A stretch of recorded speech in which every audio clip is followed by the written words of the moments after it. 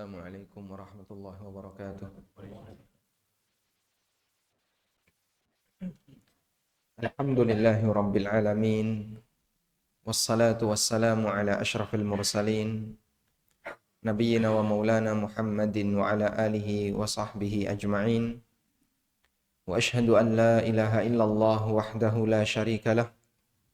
Wa ashhadu anna Muhammadan abduhu wa rasuluh sallallahu alaihi wa ala alihi wa sahbihi wa man tabi'ahum bi ihsanin ila yaumiddin. Alhamdulillah, puji syukur kita haturkan kehadirat Allah Azza wa Jalla. Di kesempatan pagi hari ini Allah berikan kita kemudahan untuk melakukan berbagai macam ketaatan dan ibadah kepada Allah. Kita mengawali pagi kita dengan beribadah kepadanya. Semoga Allah menjadikan hari-hari kita sebagai hari yang diberkahi oleh Allah Ta'ala. Allah memberikan perbandingan bagaimana yang terjadi antara orang mukmin dengan ahli maksiat, terutama hamba-hambanya yang kafir.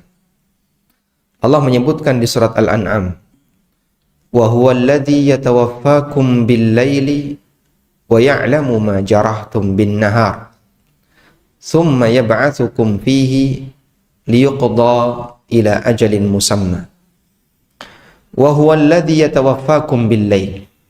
Dialah zat yang mewafatkan kalian di waktu malam. Wa ya'lamu ma jarahtum bin-nahar, dan dia mengetahui apa yang akan kalian lakukan di siang hari. Allah Subhanahu wa ta'ala ketika menakdirkan hambanya itu tidur, maka hakikatnya mereka sedang mengalami wafat yang disebut oleh para ulama dengan wafat sughra. Apa itu wafat sughra? Wafat sughra artinya wafat kecil.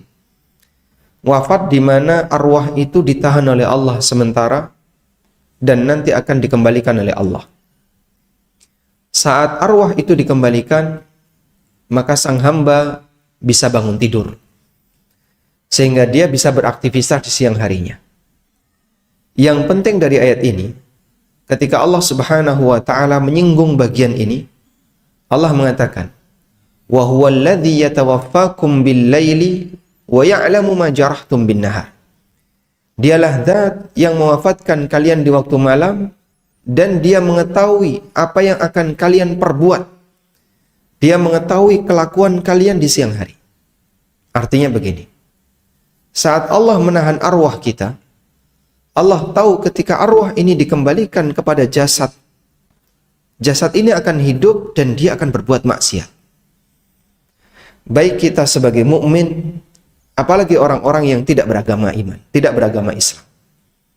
Sehingga ketika orang-orang kafir itu diwafatkan oleh Allah sementara berupa tidur, dan kemudian dibangunkan kembali oleh Allah dari tidurnya, Allah tahu apakah orang ini akan berbuat syirik? Tahu.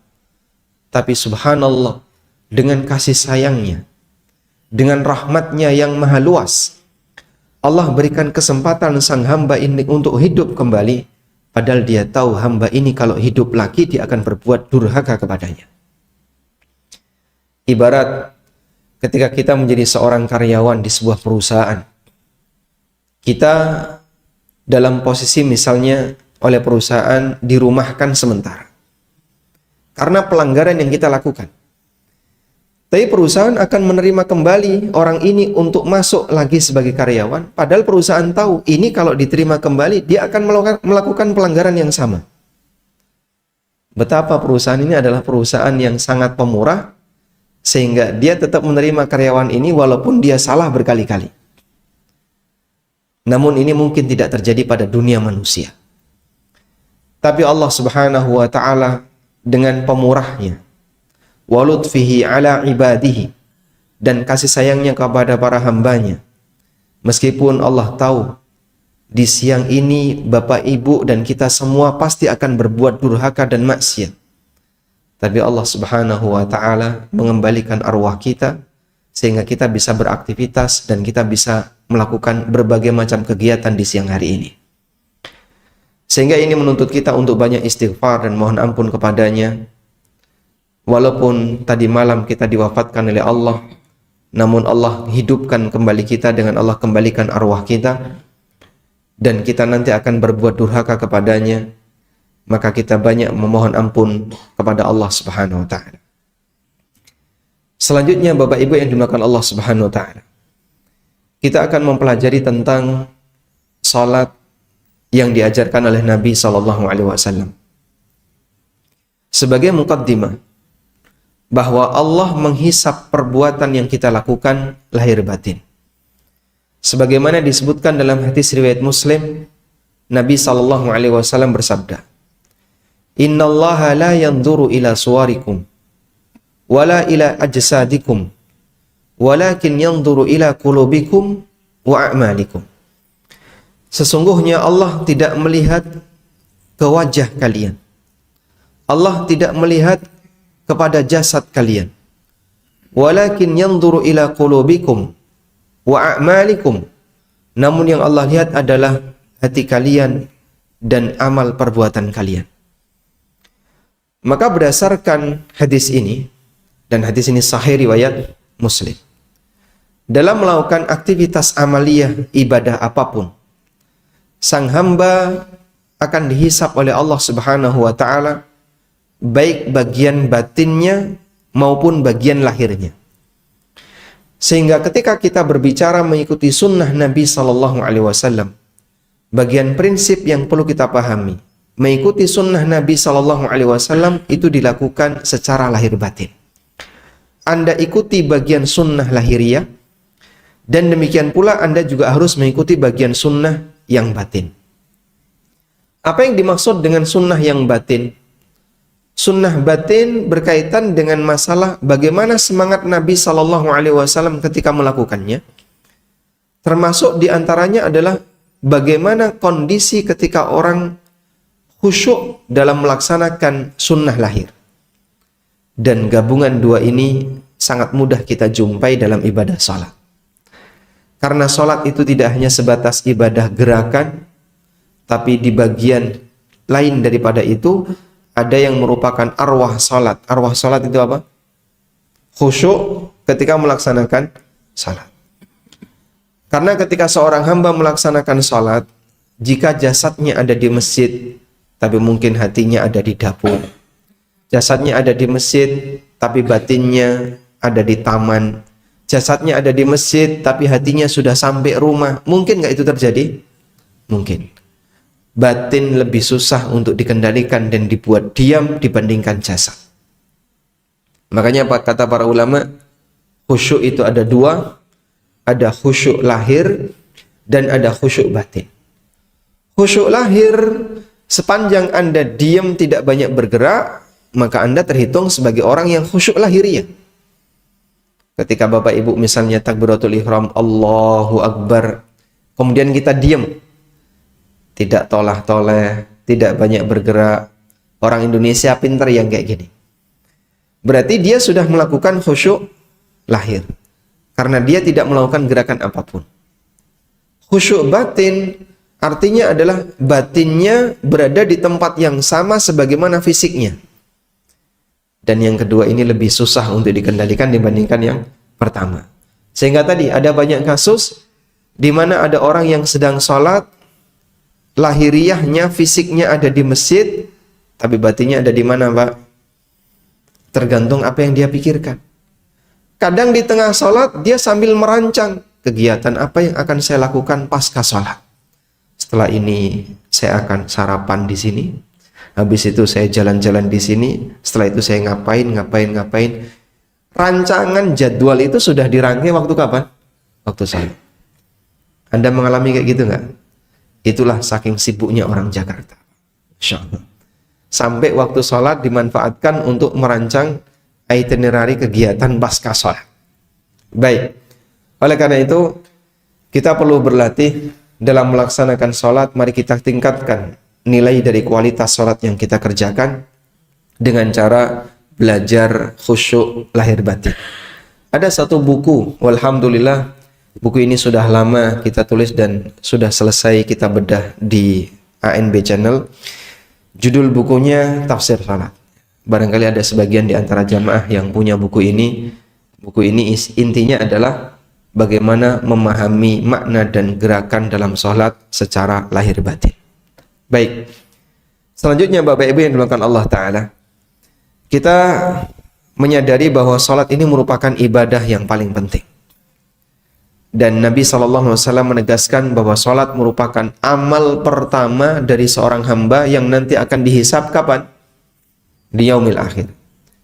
Sebagaimana yang ditegaskan dalam hadis riwayat Ahmad dan yang lainnya, Rasulullah SAW pernah bersabda, "Awwalu ma yuhasabu bihil 'abdu min 'amalihi yaumal qiyamah as-shalah."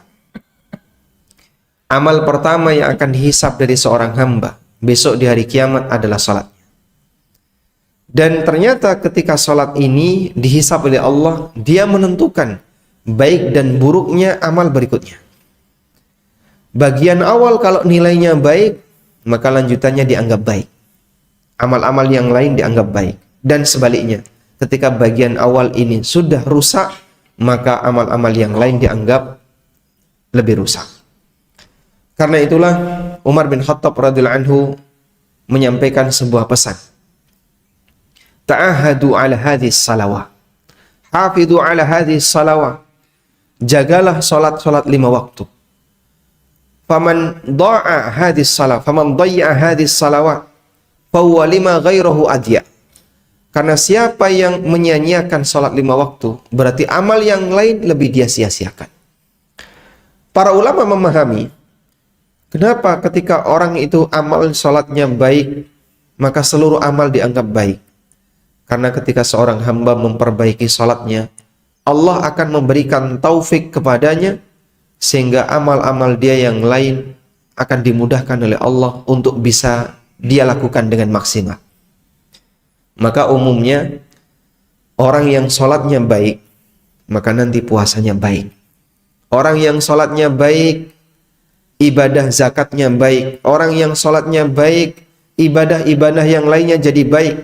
Kuncinya ada pada sholat. Allah berikan dari sholat ini taufik untuk ibadah-ibadah yang lainnya. Dan kunci kebaikan ibadah seorang hamba diukur dari sejauh mana Allah memberikan taufik kepadanya. Karena itulah jamaah dimuliakan Allah Subhanahu wa taala, mari kita perjuangkan bagian ini untuk kita lakukan yang terbaik agar kemudian kita bisa mendapatkan yang terbaik untuk amal ibadah yang lainnya. Baik. Jamaah dimuliakan Allah taala. Para sahabat mereka menceritakan bagaimana cara Nabi SAW dalam melaksanakan sholat demikian detail. Sampai dari semua gerakan sholat itu, yang kecil-kecil diceritain nggak para sahabat? Diceritakan. Sahabat bercerita sampai pada gerakan yang minor. Sampai pada gerakan jari. Sampai gerakan jenggot beliau ketika beliau membaca sesuatu, diceritakan oleh sahabat.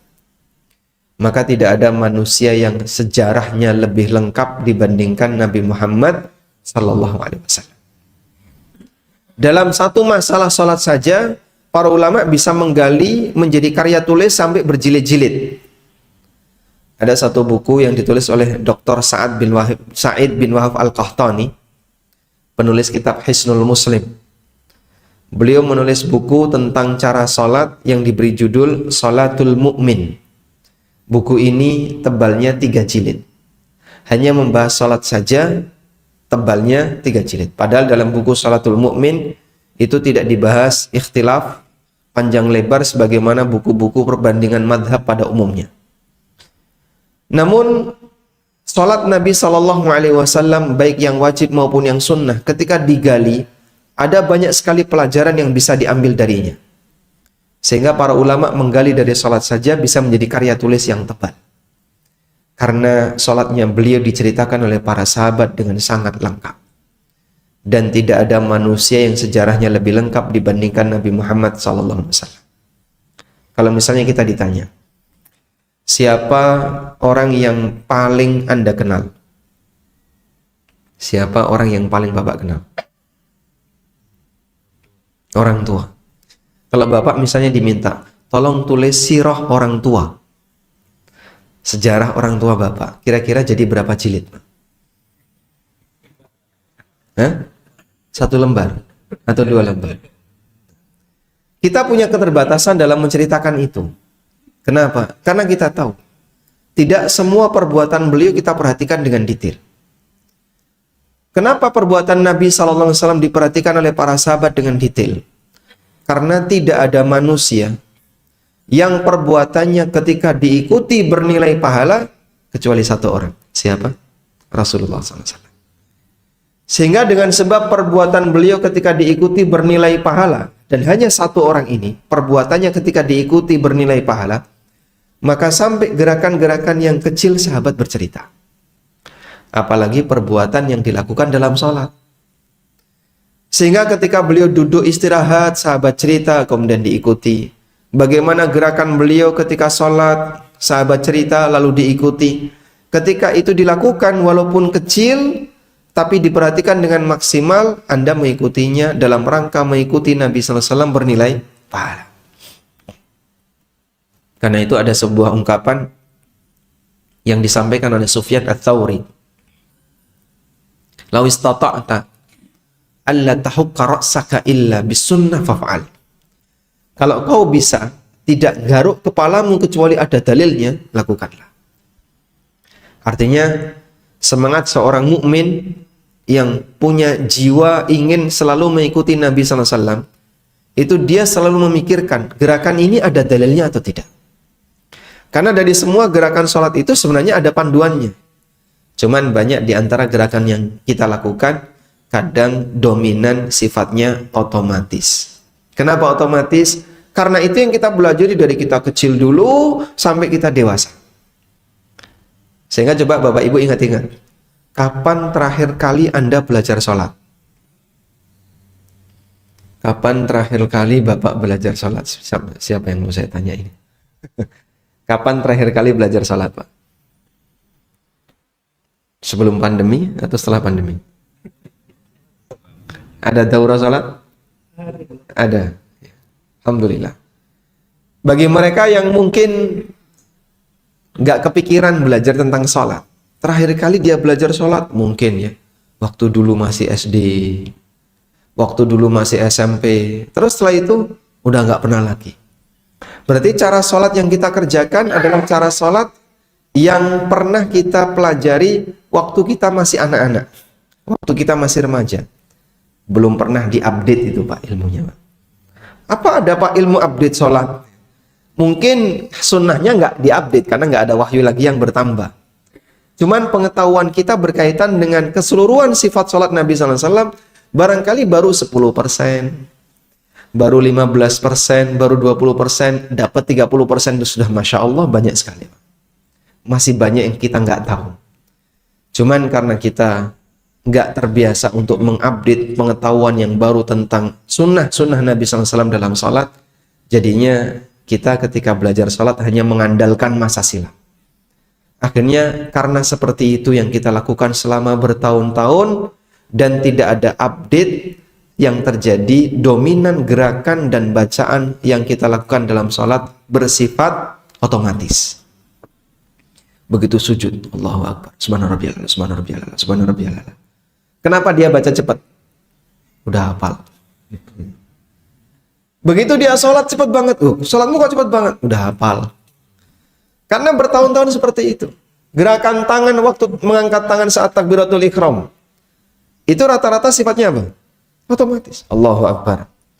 Akhirnya refleks gerakan itu. Gerakan refleks inilah yang menghilangkan sense ketika sholat.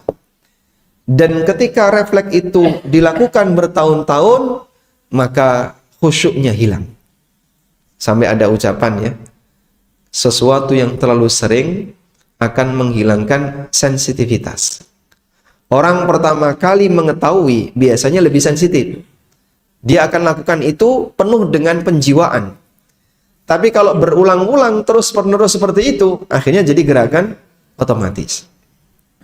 Bapak Ibu bisa perhatikan ya, orang yang pertama kali umroh, lihat Ka'bah pertama kali suasananya gimana Pak? Bisa nangis, bisa meresapi dengan maksimal, sampai ketika tawaf pertama itu Masya Allah, berderai air mata nggak berhenti. Dia berdoa kepada Allah, itu hari pertama. Hari kedua masih kangen dengan Ka'bah, lihat lama ya, di pelataran masjid. Hari yang ketiga mulai agak jauh. Hari yang keempat kecantol di toko, Pak. Sensitivitasnya sudah hilang. Kenapa? Udah terlalu sering. Umroh berikutnya hilang udah. Sehingga umroh ketiga dan keempat nggak nangis seperti umroh pertama. Padahal yang dikunjungi kan sama. Dan caranya sama. Tapi kenapa suasana batinnya beda? Sensitivitasnya hilang. Makanya kalau orang kemudian tidak lagi belajar bagaimana cara sholat yang benar, dia nggak upgrade ilmu tentang sholatnya, tidak tahu apa pembaharuan yang harus dia lakukan dengan sunnah-sunnah baru yang dia ketahui, maka gerakan otomatis lebih dominan. Baik, walhamdulillah ada banyak sekali buku-buku yang ditulis oleh para ulama yang sebenarnya kita itu sudah dimudahkan dengan ilmu tersebut karena sudah disediakan di depan mata. Tinggal kita mendekat saja.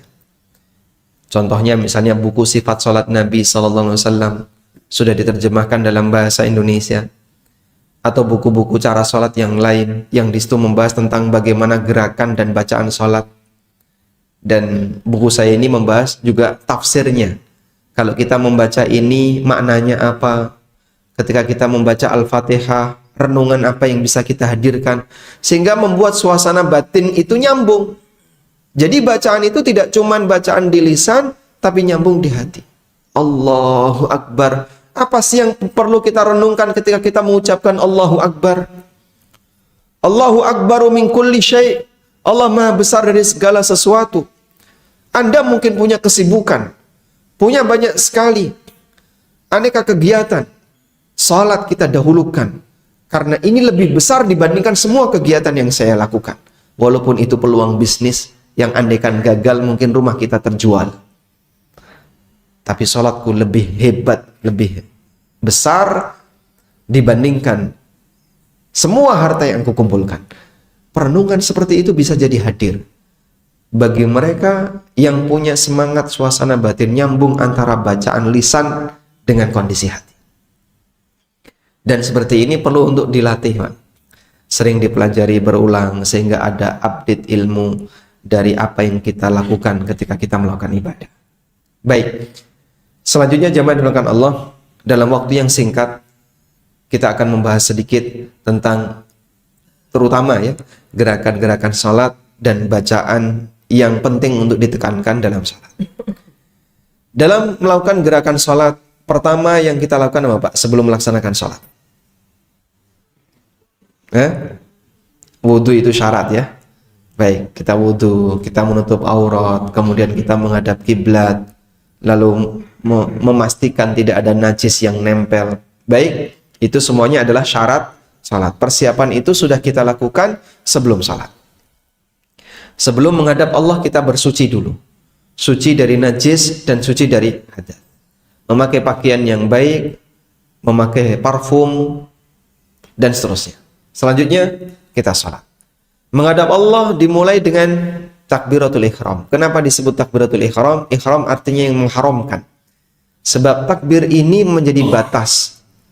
Begitu ini dilakukan, haram bagi kita untuk melakukan kegiatan apapun di luar salat. Nggak boleh ngobrol, nggak boleh makan, nggak boleh banyak gerak, dan seterusnya. Itu diawali dengan apa?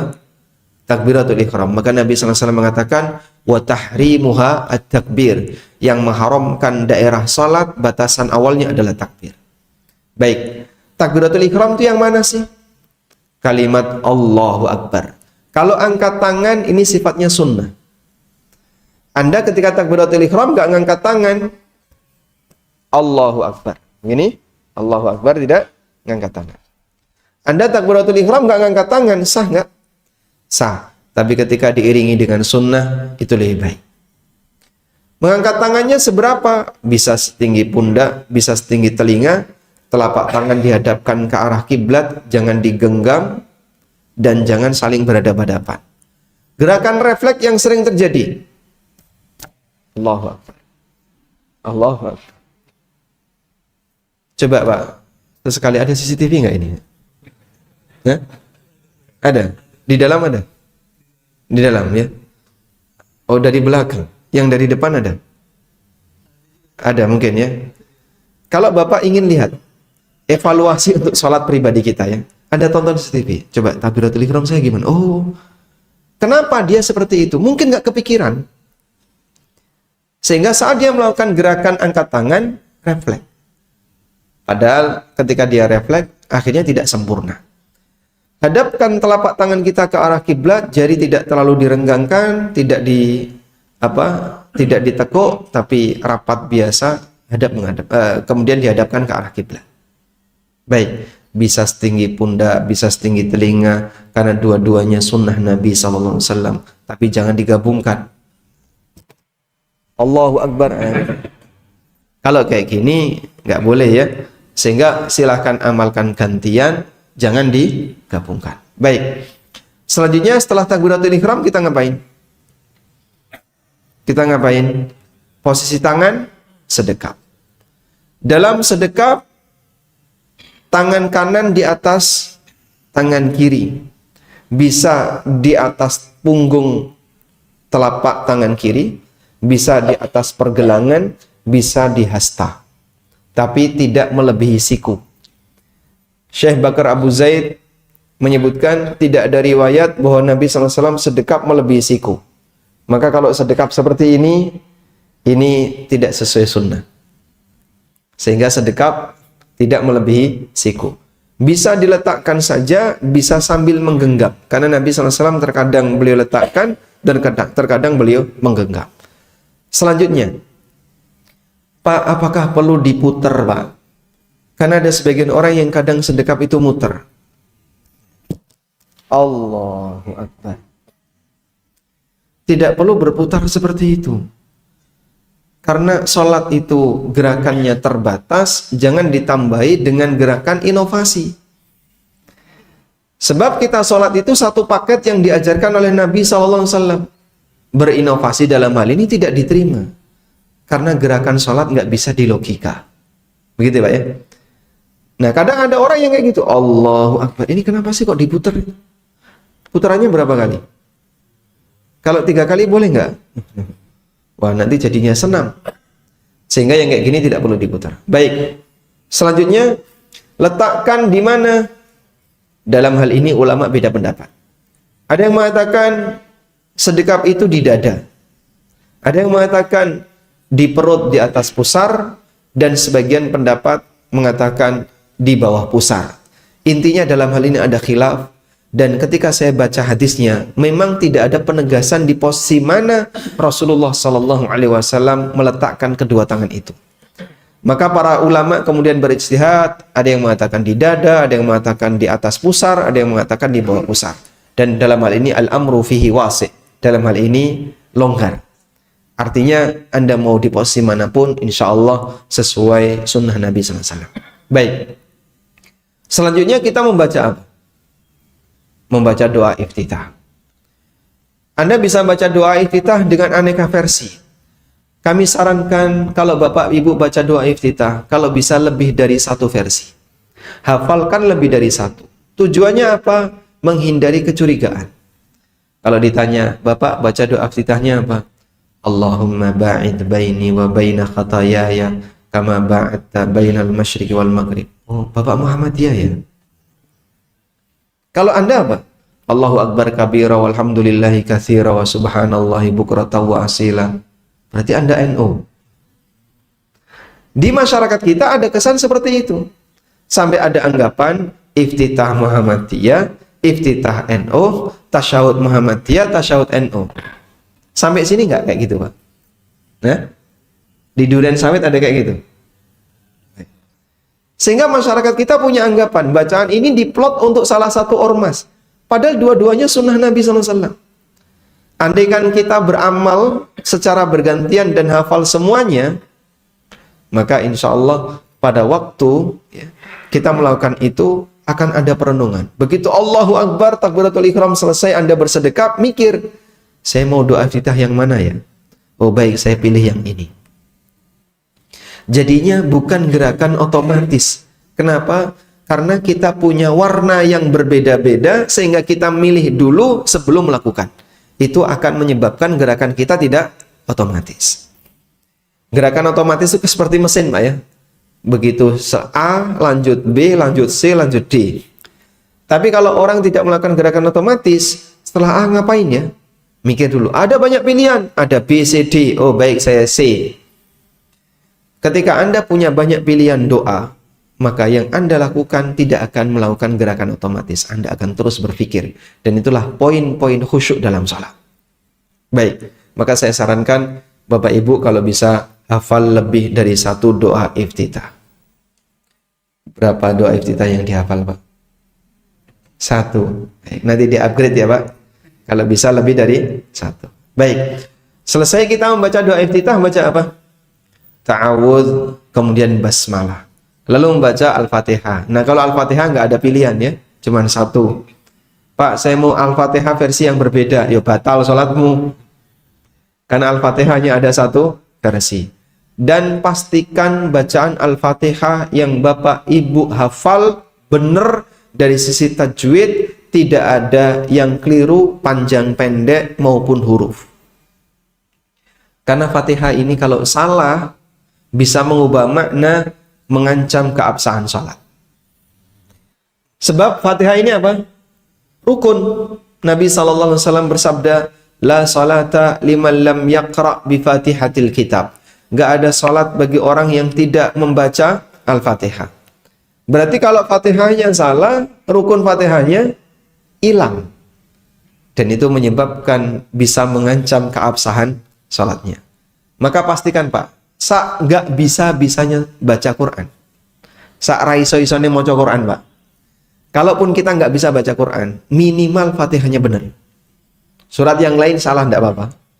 Tapi minimal Fatihahnya benar. Ya sebenarnya yang lain jangan sampai salah juga ya. Andai kan ada orang, Pak, saya itu lidah saya sudah terlanjur tua, Pak. Dan dulu waktu masih muda nggak pernah belajar baca Quran. Sekarang sudah di usia 60-70 ke atas baru belajar Iqra misalnya. Akhirnya susah. Susah sekali itu, Masya Allah. Ketika kita mengucapkan siratal ladzina, apalagi yang namanya lidah itu dipengaruhi aroma daerah. Jawa misalnya, jadi apa? Nah, siapa bilang orang Sunda nggak bisa ngomong Pak? Fitnah. Ya. Sehingga pada waktu dia membaca huruf-huruf seperti ini, akhirnya dia kebentur dengan aroma daerah. Pa jadi pa, a jadi nga, nanti za jadi ya. Orang Jogja itu kan za jadi ya jadi za ya. Sehingga baca idza zulzilatil ardu zilzalaha, saya dengar langsung imam orang asli Jogja, idza yulyilatil ardu yilyalaha. Za itu jadi ya. Zainal itu yainal. Baik. Nah, aroma seperti ini kan harus hilang karena itu ngubah huruf. Nah, kalau ngubah huruf gimana ya? Oh, bisa ngubah makna. Maka jangan sampai ini dibiarkan. Paksa lisan kita untuk bisa membaca dengan tegas kalimat Arab sesuai dengan hurufnya, jangan sampai keliru. Kalau Anda ngobrol sehari-hari salah huruf nggak apa-apa ya. Tapi kalau kemudian kita bicara atau kita membaca Quran, maka salah huruf itu bisa mengubah makna. Dan ada banyak contoh ketika huruf itu berubah, maka maknanya berubah. Waladhdallin itu kalimat yang paling susah untuk diucapkan. Ghairil maghdubi alaihim waladhdallin. Ujian bagi orang tua yang sudah lama nggak belajar Quran untuk mengucapkan itu dengan benar. Maka tolong dipastikan Pak, meskipun mohon maaf ya saya kan sudah senior, masa harus belajar sama yang terlalu junior. Tawadukkan diri kita di hadapan ilmu. Sesekali Pak, saya tawaduk di hadapan ilmu, tawaduk di hadapan Al-Quran, nggak apa-apa meskipun sudah senior.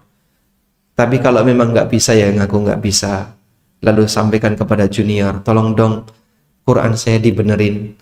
Setoran Pak, setoran ke takmir atau siapa yang di sini yang ngajar tahsin, Anda setoran. Al-Fatihah saya sudah benar belum? Kalau sudah dipastikan dan dapat lisensi dari mereka yang paham tajwid, Pak, insya Allah Fatihah Bapak sudah selamat. Bapak sekarang sudah boleh jadi imam. Alhamdulillah. Karena Fatihahnya udah benar.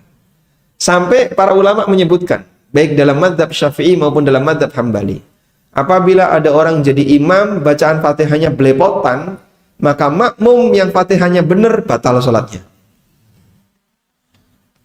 Anda ketemu imam ketika sholat di bandara, sholat di stasiun, itu kadang ketika saya sholat di situ, kok imamnya nggak kita kenal, kan kadang kita deg-degan. Jangan-jangan nanti Fatihahnya salah. Nah, ketika dia jadi imam kok Fatihahnya salah, berubah huruf, panjang pendeknya berubah, dan seterusnya, bisa mengubah makna, maka makmum di belakangnya yang bisa baca Fatihah dengan benar, sholatnya salah, sholatnya batal, wajib diulang. Saya pernah ketemu dengan khatib yang bacaan Fatihahnya salah. Nah, kalau khatib kan biasanya turun mimbar jadi imam. Nggak mungkin Jumatan kok pindah masjid, itu nggak mungkin. Maka terpaksa harus tetap berada di masjid itu. Ini kalau bacaan Fatihahnya salah, saya pindah masjid, wah, keluar masjid, pindah masjid, sudah selesai Jumatan di sana. Akhirnya saya bertahan, dan karena Fatihahnya salah, saya mengulang sholat duhur. Karena kaidahnya tadi, apabila imam Fatihahnya salah, maka makmum yang bisa baca Fatihah dengan benar wajib ngulang Al-Fatihah. Baik, kita kerjasama ya. Jadi mohon diperhatikan, yang jadi imam pastikan Fatihahnya benar. Kalaupun kita nggak bisa baca Fatihah dengan benar, mohon sadar diri, saya belum layak jadi imam. Dan ibu-ibu juga seperti itu ya. Kalau suaminya Fatihahnya salah, suruh belajar dulu agar nanti kalau suaminya jadi imam di rumah, sholat ibu tidak batal. Sanggup insya Allah? Sanggup ya. Dengan kerjasama seperti ini, semoga kita bisa menyelamatkan ibadah sholat ini. Karena ada bacaan rukun yang seperti ini tidak boleh rusak. Harus dikerjakan di taraf minimal, yaitu bacaan Fatihahnya harus benar. Baik, selanjutnya selesai baca Fatihah, kita baca surat. Dan baca surat ini hukumnya sunnah. Dibaca boleh, tidak dibaca juga boleh. Berikutnya kita ruku. Sebelum kita ruku, kita melakukan takbir intikal. Apa itu takbir intikal?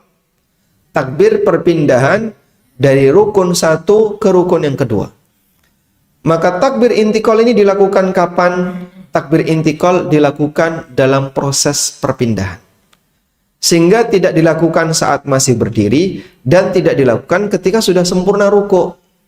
Sebab ini takbir perpindahan, maka dibaca dalam proses bergerak turun. Allahu Akbar. Sampai sebagian ulama memberikan batasan. Kalimat bar itu harus sudah selesai ketika orang di posisi sempurna. Karena takbir ini dibaca dalam proses perpindahan.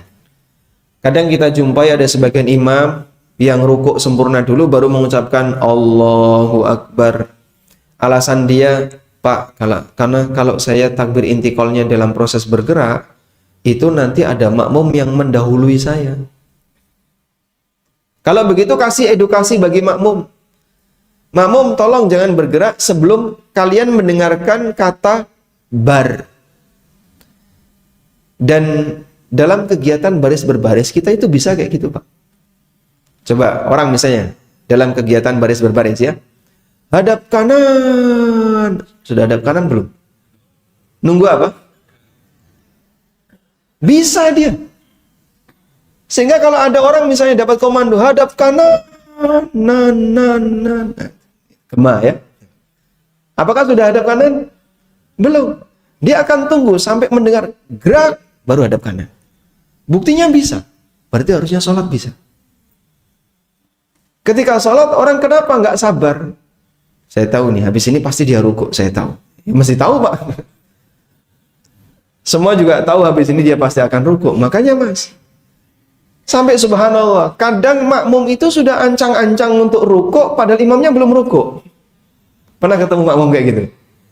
Misalnya ya, dia membaca surat Apa misalnya surat Al-Ma'un. Di surat Al-Ma'un di bagian akhir misalnya, wa yamna'unal ma'un, itu makmum sudah lepas tangan.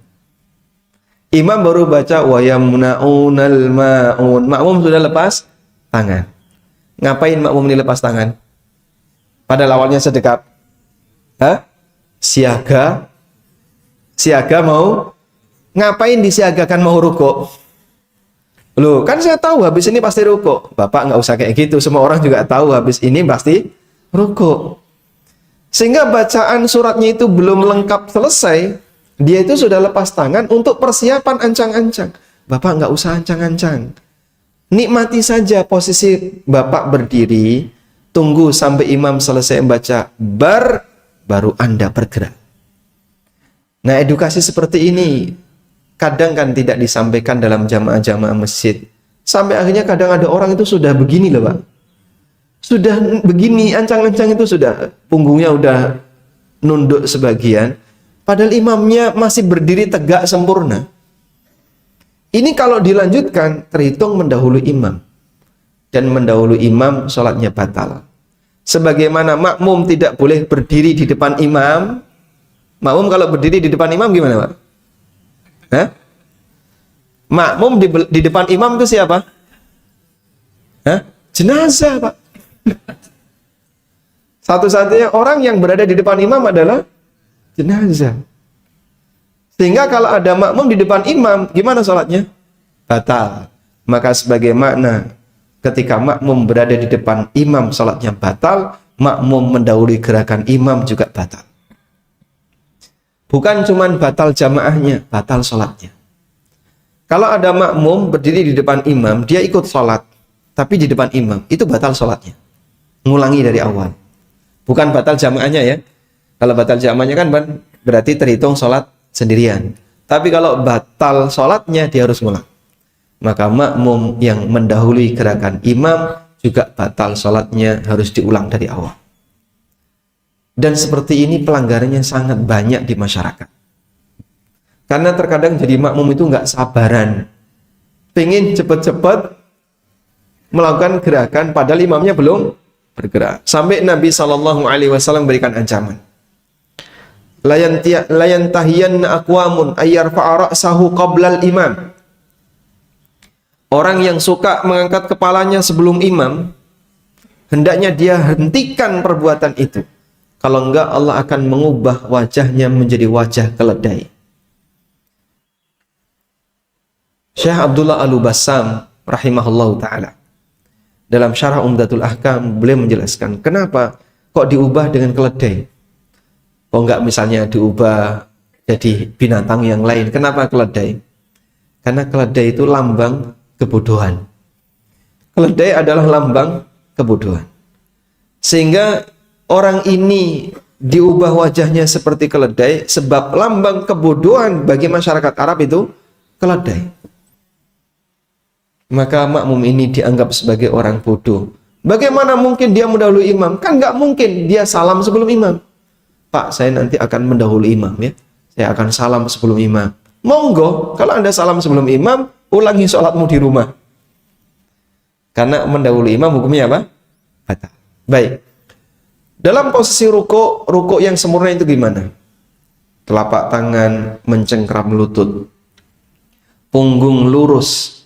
Sampai digambarkan oleh Nabi SAW, andaikan punggung beliau itu ditaruh air di atasnya, maka air itu tidak akan tumpah. Karena punggungnya lurus. Kok bisa, Pak? Kayak gimana gambarannya? Coba volunteer yang rukuk. Ada siapa yang volunteer rukuk? Bapak mau rukuk? Siapa? Oh, Pak Permadi ya. Baik. Punggung lurus ketika rukuk. Telapak tangan mencengkram lutut. Nah, kurang turun Bapak. Kurang turun. Nah, baik. Kepala tidak lebih tinggi dibandingkan punggung dan tidak lebih rendah. Kalau ditaruh air berarti disiram air di atasnya? Bukan, tapi ditaruh gelas di atasnya. Insyaallah. Baik. Kalau seperti ini nggak sampai jatuh berarti sudah lurus. Bukan ditumpah ya. Gimana? Oh, miring, Pak. menghadapnya ke sana, Pak. Masya Allah.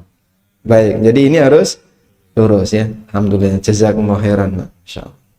Mohon maaf ini ya, yang senior yang mencontohkan ini. Baik.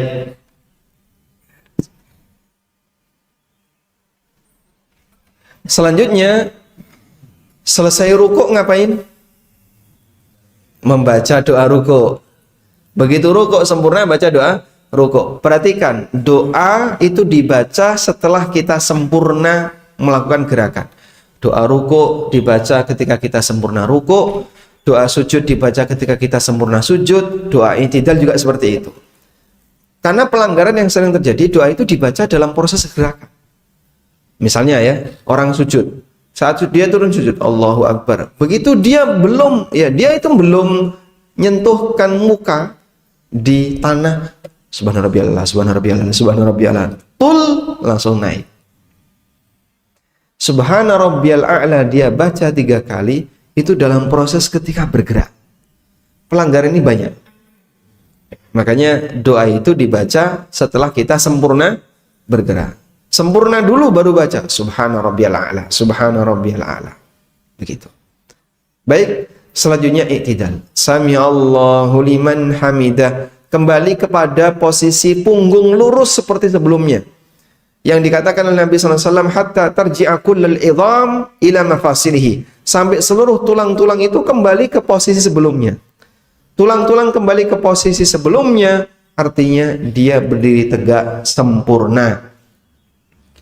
Kalau masih seperti ini, nggak boleh. Kadang ada orang yang ketika i'tidal itu nanggung. I'tidal sami Allahu liman hamidah itu masih kayak gini, Pak. Terus turun. Loh, kenapa kayak gitu, Pak? Loh, kan kita mau turun sujud, jangan tinggi-tinggi, Pak. Hemat biaya.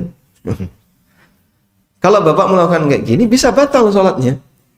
Karena tidak terhitung i'tidal, dan i'tidal itu harus dilakukan dalam posisi hatta ta'tadila qa'iman, sampai kau tegak sempurna. Dan tahan, jangan bergerak sampai tegak sempurna. Kemudian tahan sesaat, lalu baca Rabbana walakal hamdu atau Allahumma Rabbana walakal hamdu. Ada 4 versi bacaan yang mirip. Rabbana lakal hamdu, Rabbana walakal hamdu. Bedanya apa? Ada wa.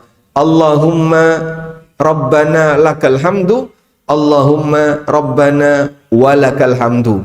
Dan semuanya berdasarkan hadis sahih. Sehingga Bapak bisa amalkan secara bergantian, kadang versi A, versi B, dan seterusnya. Itu akan membuat bacaan kita penuh dengan perenungan. Sudah? Dan pastikan dalam gerakan seperti ini untuk tumakninah. Tumakninah itu apa sih? Tahan sejenak sampai selesai baca dengan sempurna. Sehingga jangan terlalu cepat. Kalau cuma nutul, ini senam sholat. Bukan ibadah sholat.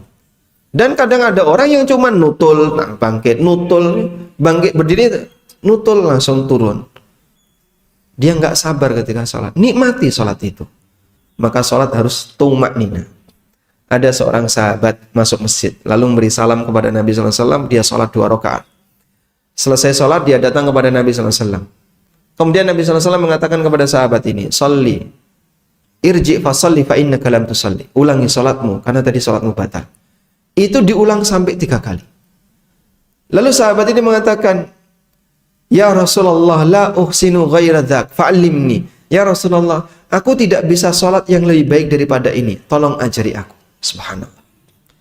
Sehingga sampai sahabat itu ketika disalahkan berkali-kali, mereka tidak protes. Ketika mereka tidak protes, mereka minta kepada Nabi SAW, tolong ajari aku. Akhirnya diajari oleh Nabi SAW bagaimana cara sholat minimalis yang andaikan turun dari standar itu batal. Hadis ini disebut dengan hadis al-musi' fi sholatihi. Hadis standar dalam masalah fikih sholat. Ternyata penyakit orang ini adalah tidak tumakninah. Mereka ketika sholat, terutama sholat sunnah, kalau sholat wajib kan ngikuti imam ya. Ketika sholat sunnah, itu cuma nutul-nutul tadi. Allahu Akbar, Allahu Akbar, Allahu Akbar, sami'allahu liman hamidah, Allahu Akbar. Apalagi kalau tarawih ngejar target. 21 rakaat, 7 menit peletas. 21 rakaat hanya cukup 7 menit. Masya Allah. Ya, Pak, kan masuk rekor muri. Iya, rekor muri tapi sholatmu hilang. Dan ini masuk dalam kategori sholat yang tidak sah karena sholatnya terlalu cepat sehingga dalam melaksanakan sholat dia tidak tumanina. Baik. Selanjutnya selesai i'tidal, turun sujud. Turun sujud itu tangan dulu atau lutut dulu? Tangan dulu atau lutut dulu? Mungkin nggak dilakukan berbarengan, lutut sama tangan. Lompat ini jadinya, Pak. Sehingga hanya memungkinkan kalau nggak tangan dulu, lutut dulu. Dalam hal ini ulama beda pendapat. Dan karena ini termasuk ikhtilaf yang muktabar, maka pertama yang perlu kita kedepankan adalah prinsip toleransi. Jangan memaksakan pendapat dan silahkan berdiskusi. Monggo berdiskusi boleh, tapi maksa nggak boleh. Kamu harus kayak gini. Kalau enggak, sholatmu batal. Nah, ini nggak boleh. Karena ini masih dalam ranah khilaf. Kalaupun ada orang yang mendahulukan lututnya dulu, sholatnya sah. Kalaupun ada orang yang mendahulukan tangannya dulu, sholatnya sah. Meskipun kalau Bapak tanya, kalau secara pribadi Anda pilih yang mana? Saya lebih memilih pendapat yang mengatakan tangan dulu ketika turun sujud. Dah? Turun sujud tangan dulu, selanjutnya tangan itu dipindah dan dibuat melebar, bisa sejajar pundak, bisa sejajar telinga. Lalu antara lambung dengan paha tidak ditempelkan, tapi agak dijauhkan. Nabi SAW ketika sujud sampai digambarkan oleh para sahabat, beliau menjauhkan lambung dan perut, dan tangannya dibentangkan sampai ketika anak kambing itu masuk di lubang tangannya, ini bisa. Berarti dilakukan secara membentang. Nah, terus kalau sholat jamaah gimana, Pak? Ya ini hanya berlaku bagi imam dan sholat sendirian. Kalau Anda berjamaah yang softnya rapat, tentu saja nggak pakai kayak gini. Ada kaidah tambahan. Tidak melebihi dari wilayah lebar pundak, tapi siku jangan ditaruh di tanah, sehingga tetap harus diangkat. Meskipun tidak melebihi pundak, sehingga tidak ganggu kanan dan kirinya. Namun siku jangan ditaruh di bawah. Siku harus diangkat. Anda angkat siku. Sebab Nabi SAW melarang orang yang sujud meletakkan sikunya di lantai. Karena kalau itu dilakukan sama sebagaimana cara binatang ketika duduk, dan itu dilarang. Sudah? Baik, ada volunteer yang contoh sujud, coba contoh sujud, Pak. Di mana? Mau di sini atau di sini? Nah, silakan di sini. Sujud. Turun sujud. Allahu Akbar. Tangan dulu. Nah, baik. Kita coba pelajari mulai dari depan ya. Telapak tangan dirapatkan, jari-jarinya dirapatkan. Nah, kemudian sejajar dengan pundak, kurang ke depan. Baik, agak melebar. Lebar, Pak. Nah. Sudah? Menghadap ke arah kiblat ya. Jari-jari tangan menghadap ke arah kiblat. Jadi jangan dihadap-hadapkan kayak gini, tapi menghadap ke arah kiblat. Baik. Mohon maaf, Pak, mungkin ini bisa dibentangkan lagi. Nah. Baik. Sudah? Kemudian dahi ditaruh di mana? Di tanah. Demikian pula hidung. Dua ini harus nempel. Jangan sampai hidungnya terangkat. Selanjutnya, paha dengan perut berjauhan. Seperti ini sudah benar ya? Nanti efeknya adalah antara paha dengan betis dia akan berjauhan. Jadi nggak nempel. Selanjutnya, posisi kaki, tumit dirapatkan. Nah, seperti ini. Jari-jari kaki dihadapkan ke arah kiblat. Jadi dihadapkan ke arah kiblat berarti caranya gimana? Ditekuk. Maka jarinya ditekuk. Walhamdulillah, insya Allah seperti ini sudah bagus. Baik, mau berapa lama, Pak? Syukran, alhamdulillah. Sekacam. Nah, Jazakallahu khairan. Aisyah radhiyallahu anha menceritakan,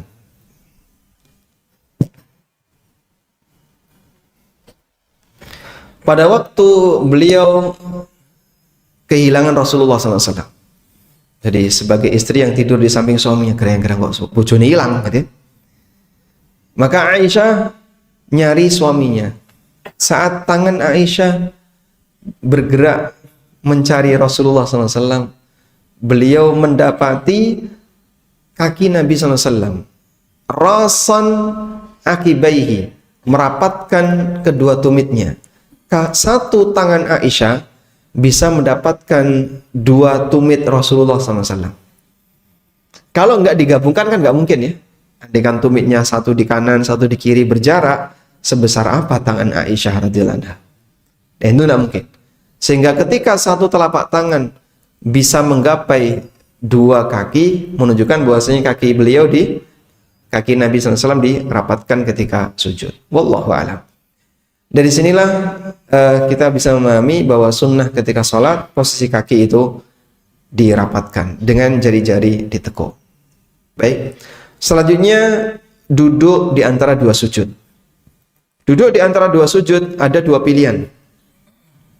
Bisa duduk iftirash, bisa duduk tawarruk. Bagaimana bentuk duduk iftirash? Baik, duduk iftirash. Coba Bapak contohkan duduk iftirash. Kenapa disebut iftirash? Karena kaki kiri furishat, dibentangkan. Kaki kiri dibentangkan, kemudian dia diduduki. Lalu kaki kanan ditegakkan. Kemudian jari-jari dihadapkan ke arah kiblat.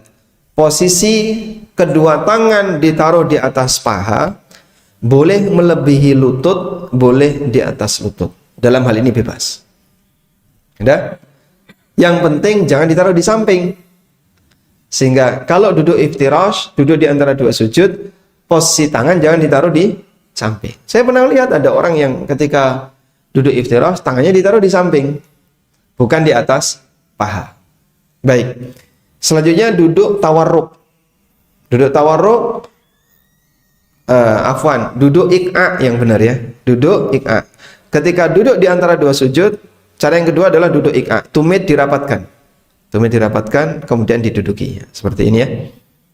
Tumit dirapatkan, lalu diduduki. Ini namanya duduk apa? Ik'a. Bisa diucapkan? Ik'a. Hamzah, alif ya.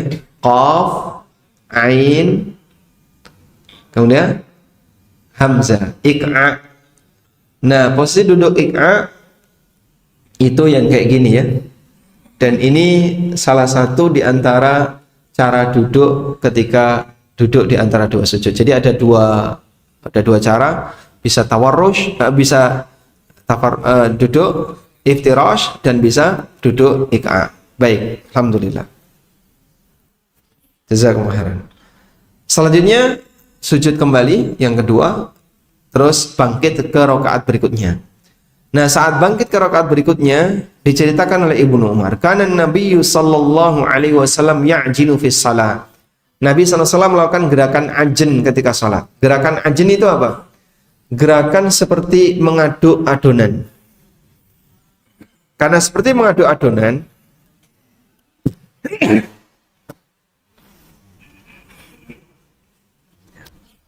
alhamdulillah. Yahdikumullah yuslih balakum. Karena seperti mengaduk adonan, maka gerakan ajin itu bertumpu pada dua tangan. Bisa seperti ini ya. Bisa kedua telapak tangan dibuka. Bisa juga kedua telapak tangan digenggam. Sehingga kenapa misalnya kita lihat, kok itu kalau berdiri kok tangannya diginiin, kenapa Pak ya? Apa udah siap mau mukul orang ya? Bukan ya. Itu gerakan ajin. Jadi gerakan ajin tadi apa? Gerakan seperti mengaduk adonan. Ya, Bapak Ibu bisa bayangin ya. Di depan ini seperti ada roti, kok roti? Apa ini ada tepung ya, dikasih minyak, kemudian diaduk. Itu kan kadang kayak gini. Dan kadang seperti ini. Maka gunakan kedua tangan untuk bertumpu ketika kita berdiri sebagaimana gerakan ajin, orang melakukan gerakan mengaduk adonan. Baik. Karena itu ketika bangkit ke rakaat berikutnya, yang dilakukan adalah bertumpu kepada kedua tangan, bukan bertumpu di lutut.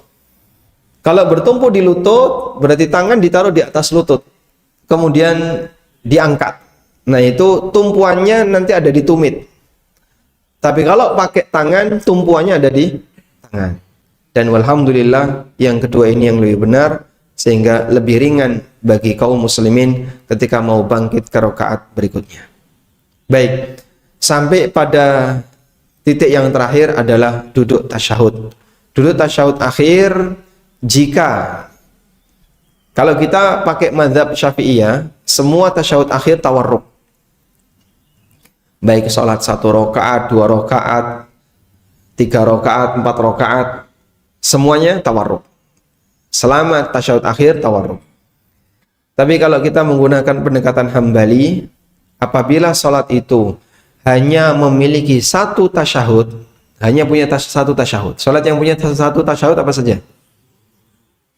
Sholat 2 rakaat. Apalagi? Witir 1 rakaat. Atau witir 3 rakaat sekaligus. Maka untuk sholat yang hanya punya 1 tasyahud, maka tasyahud akhirnya dengan iftirash. Tapi kalau punya 2 tasyahud, seperti apa yang sholat punya 2 tasyahud? Sholat 4 rakaat, sholat 3 rakaat, maka yang tasyahud awal iftirash, tasyahud akhir tawarruk. Setelah itu salam. Salam yang menjadi rukun, salam pertama. Salam kedua sunnah. Dan salam yang menjadi rukun adalah bacaannya, Assalamualaikum. Sedangkan noleh itu sunnah. Maka kalau salam nggak noleh gimana Pak? Salatnya sah. Anda tasyahud seperti ini, Assalamualaikum, tapi tetap madep ke depan. Boleh. Namun kalau mau sunnah, kita noleh sampai pipi kelihatan dari belakang. Dan tidak perlu diikuti dengan gerakan badan. Assalamualaikum warahmatullahi wabarakatuh. Piye kabari? Nah, ini jangan ya. Sehingga cukup muka saja, lalu posisi pipi sampai kelihatan dari arah belakang. Wallahu a'lam. Baik, demikian secara singkat yang bisa kita bahas untuk cara sholat. Semoga yang seperti ini bisa kita amalkan secara maksimal. Wassallallahu ala nabiyyina Muhammadin wa ala alihi wa sahbihi wasallam.